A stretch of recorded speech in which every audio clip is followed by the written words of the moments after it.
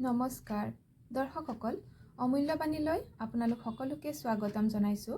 আজিৰ ভিডিঅ'টোৰ বিষয় হৈছে সকলো কামৰ বাধা ব্লেক মেজিক বেয়া শক্তি দূৰ নজৰ দোষ দূৰ কৰিবৰ বাবে এটা বিশেষ দিন হৈছে মাহেকীয়া কালাষ্টমী।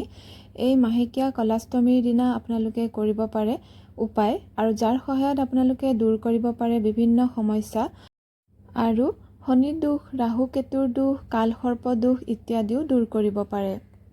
কাৰণ এই বিশেষ দিনটোতেই আবিৰ্ভাৱ হয় ভগৱান কাল ভৈৰৱৰ আৰু তেওঁ ভক্তক ৰক্ষা কৰে বিভিন্ন সমস্যাৰ পৰা, সকলো ব্লেক মেজিক বেয়া শক্তিৰ পৰা। প্ৰতি মাহৰে কৃষ্ণপক্ষৰ অষ্টমীৰ দিনটো হৈছে কালাষ্টমীৰ দিন আৰু সেইদিনা আপোনালোকে নিৰামিষ খাদ্য গ্ৰহণ কৰিব, ৰাগিয়াল বস্তু গ্ৰহণ নকৰিব, ঘৰত কাজিয়া অশান্তি বিবাদ নকৰিব। জুন মাহৰ কালাষ্টমী হৈছে সোমবাৰ ৮ জুনৰ দিনাখন। সেইদিনাখন আপোনালোকে কৰিব পাৰে সৰু সৰু উপায়।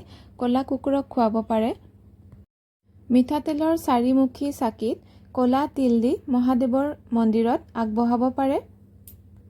আৰু এটা বিশেষ উপায় কৰিব পাৰে, এগছি চাকি ল'ব মিঠাতেলৰ আৰু তাতেই কেইটামান ক'লা তিল দিব, জালুক দিব কেইটামান 5টামান আৰু 4টা দিব অক্ষত মানে নভঙা ফুল থকা লং। এতিয়া আপোনাৰ ঘৰৰ যিমান সদস্য আছে চবৰে মূৰৰ ওপৰেদি এই চাকি গছ 7 বাৰকৈ ঘূৰাব ঘড়ীৰ কাঁটাৰ বিপৰীত দিশত। তাৰ পিছত চাকি গছ জ্বলাই ঘৰৰ বাহিৰত থৈ দিব যিকোনো ঠাইত, আৰু যদি পাৰে চাৰিআলিতো থৈ আহিব পাৰে, আনে নেদেখাকেহে কৰিব। আজিৰ ভিডিঅ' ইমানতে সামৰিছোঁ। ধন্যবাদ।